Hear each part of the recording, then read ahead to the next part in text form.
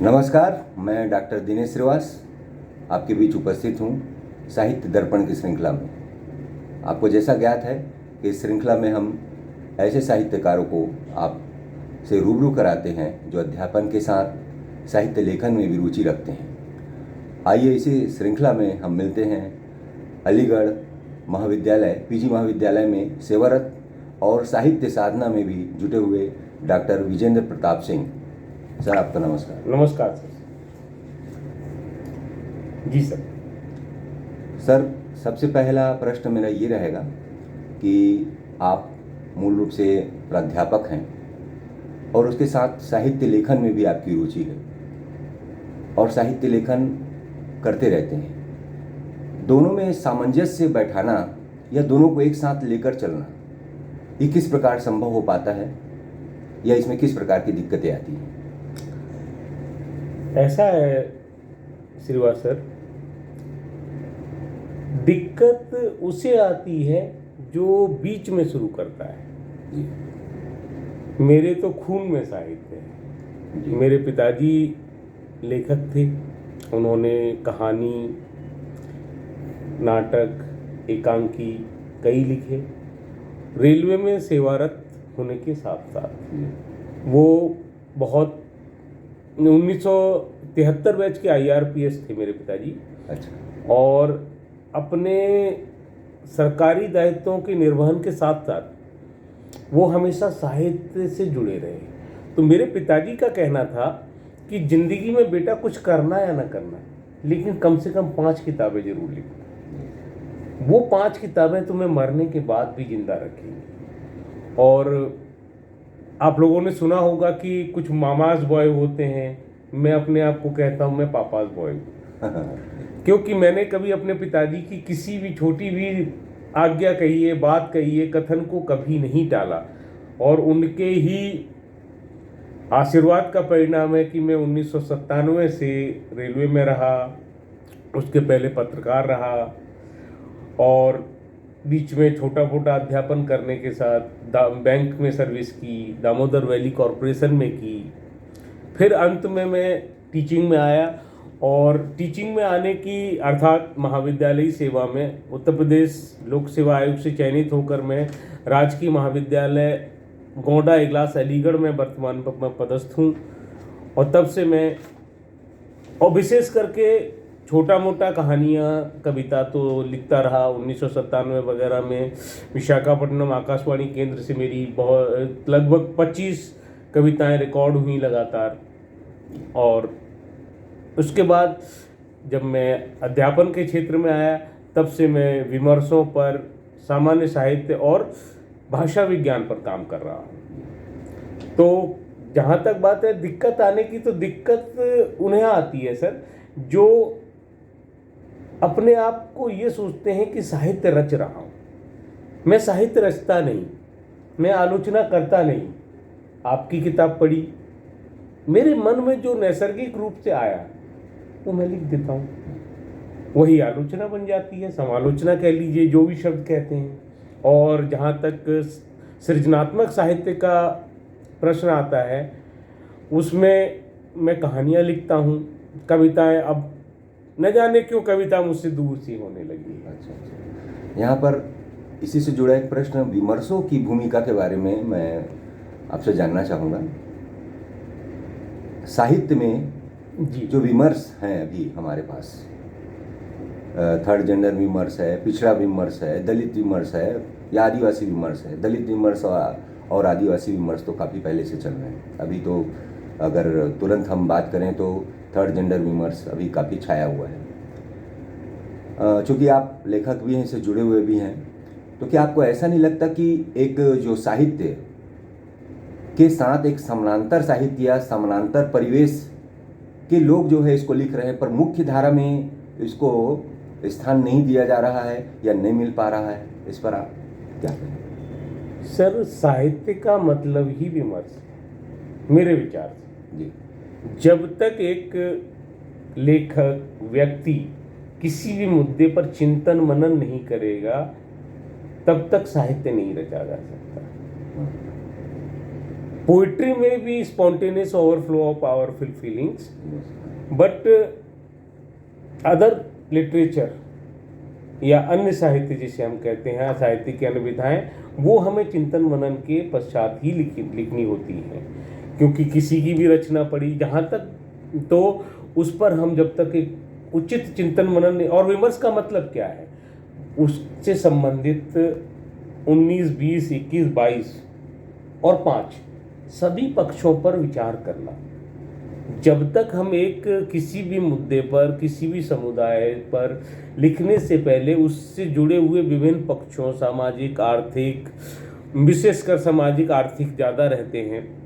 जहाँ तक बात आपने कही, वैसे तो मैं दलित विमर्श पर भी काम किया है, मैंने स्त्री पर भी काम किया है, लेकिन अभी कुछ दिन पहले मैंने एक पुरुष विमर्श पर भी एक किताब निकालने का बीड़ा उठाया। अच्छा। ये अपने आप में एक अवधारणा होगी, क्योंकि आज तक हम ये समझते हैं कि पितृसत्तात्मक समाज है और पुरुष शोषक ही है। पुरुष हमेशा दूसरों का शोषण करता है। जहाँ तक बात है स्त्री का, स्त्री एक ऐसी अवधारणा है जिसके बिना पुरुष अधूरा है, और पुरुष अधूरा है तो स्त्री भी पुरुष के बिना अधूरी है। हमें एक दूसरे के प्रतिपूरक के रूप में, साथी के रूप में जीवन यापन करना चाहिए। लेकिन कुछ परिवारों में, अब यहाँ पर जब बात विमर्श की आती है तो जातिवाद भी अपने आप में आता है। जब बात हम विमर्श की, दलित विमर्श की करते हैं, स्त्री की करते हैं, तो विशेषकर भारत में प्रचलित जातिवादी व्यवस्था पर हमें दृष्टिपात करना ही पड़ता है। स्त्री चाहे किसी भी सवर्ण के घर की हो, धनी की हो, गरीब की हो, सबको प्रताड़ना का सहारा, या ये कहिए सभी को किसी न किसी रूप में प्रताड़ित होना ही पड़ता है। क्योंकि आज भी आप देखते होंगे, मैं ये नहीं कहता कि मेरी बातों से दुनिया सहमत हो जाएगी, लेकिन बेटी का विवाह हो तो पिता और घर के बड़े जाते हैं और आके शाम को एक फरमान सा सुनाते हैं, सुनो बेटी का विवाह तय कराए।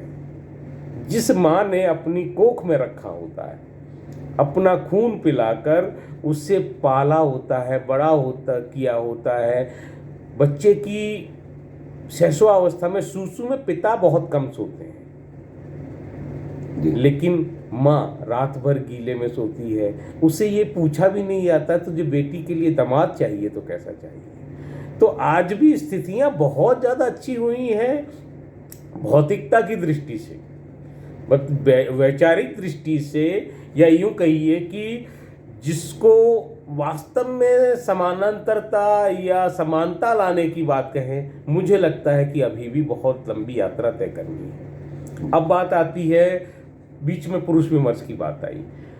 पुरुष प्रताड़ित करता है, लेकिन मैं ये कहता हूँ बहुत सारे पुरुष हैं जो प्रताड़ित होते हैं और उन विचारों की आवाज़ सुनने वाला कोई नहीं है। विगत मेरे ख्याल से 2005 के आसपास में 498A एक ऐसा नियम, कानून बना जिसमें महिला ने आरोप लगाया और पुरुष को अंदर किया जाना है।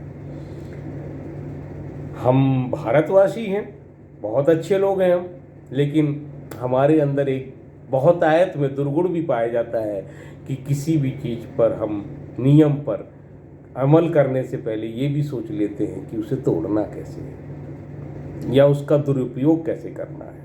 महिलाओं ने बहुतायत में इसका दुरुपयोग किया, लोगों को अपने जीवन से हाथ धोना पड़ा।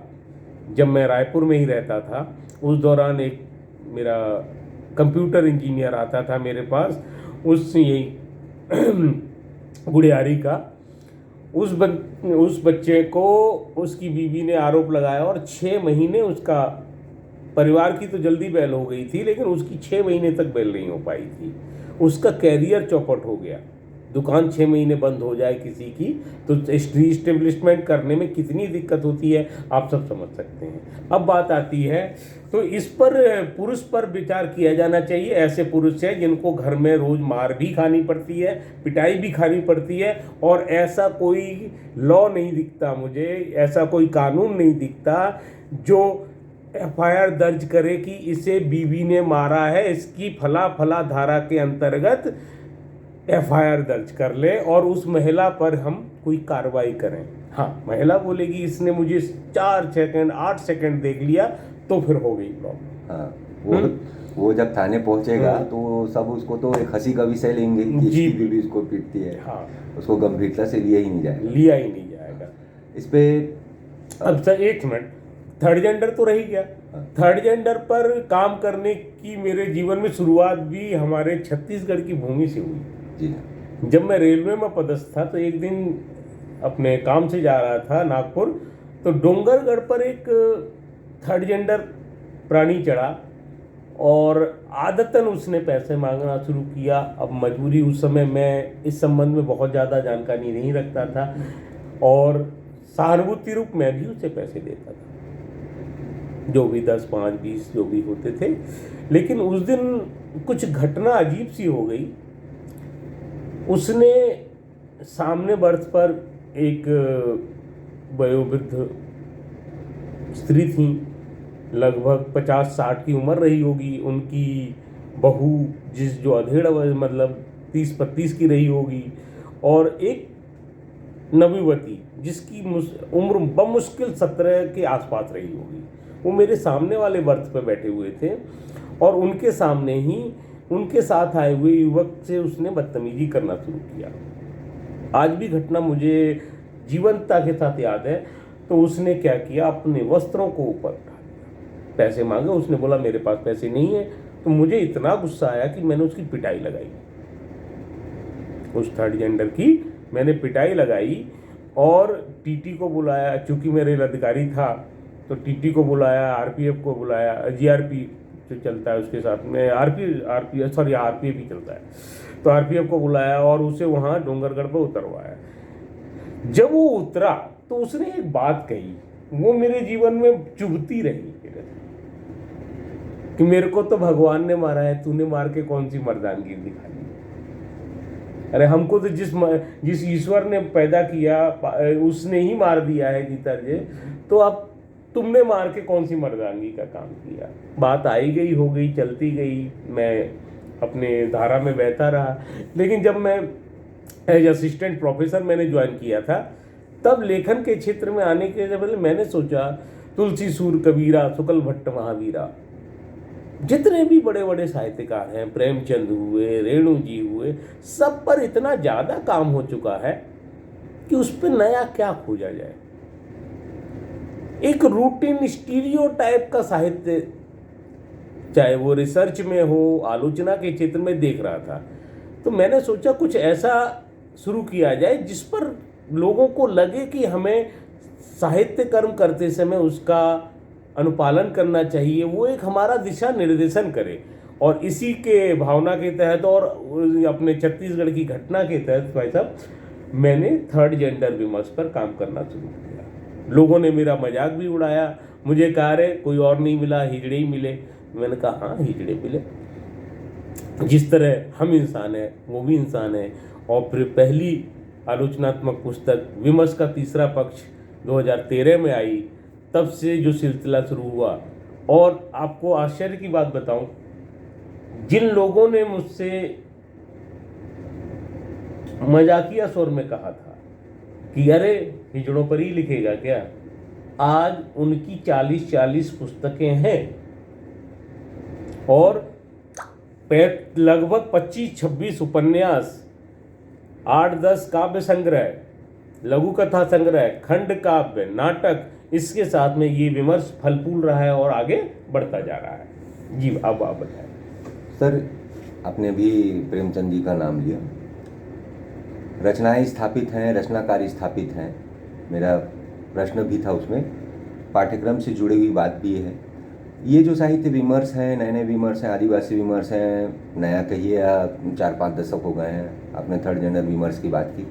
ये विमर्श जो है पाठ्यक्रम में मुझे नहीं लगता कि अभी बहुत ज़्यादा लिए गए हैं या पाठ्यक्रमों के हिस्से हैं। और एक चूँकि आप लेखक हैं, क्या ये एक उपेक्षित साहित्य है अभी भी? है ही है, इसमें तो कोई दो राय है ही नहीं है।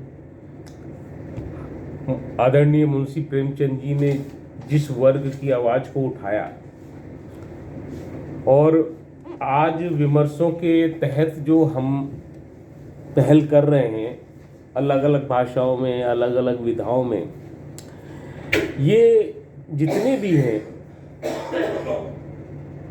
उपेक्षा का ही तो साहित्य है। जो संवेदना सदियों से वंचित है उसी का तो साहित्य है। मैंने 2012 में 3 किताबों की एक सीरीज निकाली थी, वंचित संवेदना का साहित्य से। उसका पहला खंड था दलित विमर्श पर, दूसरा जो खंड था वो आदिवासी पे और तीसरा स्त्री पर। 3 किताबों की एक सीरीज बनी थी और उसका नाम ही मैंने वंचित संवेदना का साहित्य रखा था। मैं चाहता तो अलग अलग रखता, लेकिन जो संवेदनाएं वंचित हैं, जिसको किसी न किसी रूप में आज भी हास्याकृत जीवन जीना पड़ता है। कहना बड़ी बड़ी बातें हैं कि आज ये बराबरी हो गई, वो बराबरी हो गई। यदि ऐसी बात है तो फिर विभेद क्यों है, असमानताएं क्यों हैं? यदि हमने सब कुछ सही कर लिया है तो फिर आज तक 33% आरक्षण का मुद्दा क्यों नहीं पूरा सिद्ध हो पाया या सार्थक हो पाया है? संसद में 33% महिलाएं जा रही हैं क्या? नहीं जा रही हैं। समाज में एक दलित व्यक्ति है जो मैंने पाया, जो आते जाते समय कार्यालयों में एक बुद्धिमान दलित को, पीएचडी को, लेखक को मैंने देखा है कि लोग वहाँ पर जो दलित भाई है उसके साथ में ऐसा व्यवहार करते हैं जैसे वो उनके सामने कुछ नहीं है। यहाँ तक कि कार्यालय का चपरासी भी दलित अधिकारी को पानी देने में भी ऐसा एहसान सा करता है जैसे उससे उसकी भैंस की पूंछ में डंडा मार दिया हो। मतलब जो आंतरिक मनोभाव है, जातिगत श्रेष्ठता है, वो व्यक्ति में अभी भी इतनी ज़्यादा बैठी हुई है कि एक पढ़े लिखे बुद्धिमान दलित को एक सवर्ण श्रेणी का व्यक्ति जो कि अंगूठा टेक है, अपने बराबर मानने को तैयार नहीं है। जहाँ तक बात स्त्री की है, स्त्री चाहे कितनी भी बुद्धिमान हो जाए, बहुतायत में ऐसा है कि उससे बराबरी का दर्जा नहीं है। बहुत सारी ऐसी प्रोफेसर मित्र हैं जिन्हें मैं देखता हूँ जिनकी तनख्वाह पर उनका आज भी कंट्रोल नहीं है। बोले मैडम, अरे मेरा तो एटीएम हस्बैंड के पास है। मैं उनसे ही कह देती, मुझे क्या ज़रूरत है। असल में यूज्ड टू हो जाना भी शोषण का ही हिस्सा है, लेकिन हम उससे अपनी सुविधा मान लेते हैं। विमर्श पुरुष का है, जहाँ पर स्त्रियां प्रताड़ित हैं। नई सदी है, भौतिकवाद बढ़ रहा है, बाजारवाद बढ़ रहा है। बाजारवाद क्या है? बाजार लोगों की आवश्यकताओं की पूर्ति करने के लिए बनता है, लेकिन बाजारवाद लोगों में आवश्यकताएं जगाता है, आवश्यकता पैदा करता है। जी बताएं। आप आने वाले जो हमारे साहित्यकार हैं, नए साहित्यकार हैं, जो इन विमर्शों पर लिखना चाहते हैं, उनके लिए क्या संदेश देना चाहेंगे? देखिए, मेरी तरफ से तो संदेश यही है सभी के लिए, नो मैटर कौन किस कास्ट का है, संवेदना या अध्ययन क्षेत्र जो हमारा बनता है, जिसके प्रति हमारे हृदय से आवाज आती है, दिमाग हम और दिलो दिमाग का संतुलन जिस जगह बैठता है, उस पर लिखिए। और जहाँ भी लिखिए, जितना भी लिखिए, ईमानदारी से लिखिए, क्योंकि छद्मवेशी साहित्यकारों ने सदा से ही इस समाज का नुकसान किया है, हानि की है और होती रहेगी। बहुत बड़े साहित्यकार हैं हमारे, जिनका कथन है कि साहित्य समाज का दर्पण होता है। मुझे नहीं लगता कि आज की तारीख में ये बात पूरी तरह सत्य रह गई है। क्या हम और आप वही देख रहे हैं जो वास्तविकता है, या साहित्य में आ रहा है? हाँ, जो समाज आ रहा है या आता रहा है। देखिए, धूमिल जी के बाद या धूमिल के समकालीन लोगों के समय से कविता का, साहित्य का विषय वैभवता से उतरकर सड़क पर आ गया, जहाँ पर हालांकि उसके पहले निराला जी का भिक्षुक, मैं तोड़ती पत्थर में एक गरीब स्त्री, कुल्ली भाट नाम में एक समलैंगिक चरित्र, इनकी दस्तक हो चुकी थी। लेकिन धीरे धीरे धीरे धीरे चीज़ें सामान्यीकृत होने लगीं। एक सड़क पे चलती हुई भिखारिन भी साहित्य का मुद्दा बनी। सर पर मैला ढोता एक हरिजन, वो भी हमारे साहित्य का मुद्दा बनने लगा। तो इससे चेतना के विकास का परिचय तो हमें निश्चित रूप से मिलता ही है। आवश्यकता है उसे शेप में रखने की, हम बहकने न पाए। जिस दिशा में चल रहे हैं, चाहे वो किसी भी विमर्श का साहित्य हो हमारा, उसको एक शेप देते हुए उसकी वास्तविक संवेदनाओं को साथ में लेकर चलना होगा। और मैं मानता हूँ कि सामंजस्य ही किसी भी, आपके कहने का तात्पर्य है उसमें संवेदना रहनी चाहिए और साहित्य के रूप में हो। हाँ, वो जैसे सपाट बयानी न हो, सपाट बयानी न हो, अतिशयोक्तिपूर्ण भी न हो। कई बार क्या होता है, अत्यधिक प्रेम में हम ज़्यादा प्रदर्शन कर जाते हैं। एक तरफा कुछ न होना चाहिए। जब मैं और आप दो बैठे हैं, यदि मैं ही बोलता रहूं तो वो संवाद नहीं होगा, या आप ही बोलते रहे तो फिर मुझे लगेगा कि मैं क्यों नहीं। इसीलिए जब परस्पर सामंजस्य होता है दो धाराओं के बीच में, दो व्यक्तियों के रूप में, दो परिवार के रूप में और अवधारणाओं के बीच में, तभी एक सकारात्मक और सच्चा साहित्य रचा जा सकता है और उसी प्रकार जीवन जिया जा सकता है। जी बताएं। ठीक है सर, आज हमें साहित्य दर्पण में समय देने के लिए मैं आपका आभार व्यक्त करता हूँ। साथियों, इस श्रृंखला में हम ऐसे अध्यापक जो साहित्य लेखन से जुड़े हुए हैं, इनसे आपकी बात कराते हैं। इसी श्रृंखला में आज डॉक्टर विजय प्रताप सिंह हमारे साथ थे।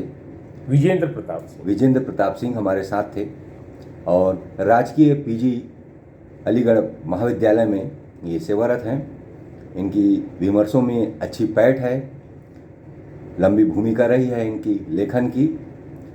तो आने वाले श्रृंखलाओं में और ऐसे शख्सियत के साथ मैं आपके साथ उपस्थित होऊंगा। तब तक के लिए आज्ञा चाहता हूँ। नमस्कार। उधर से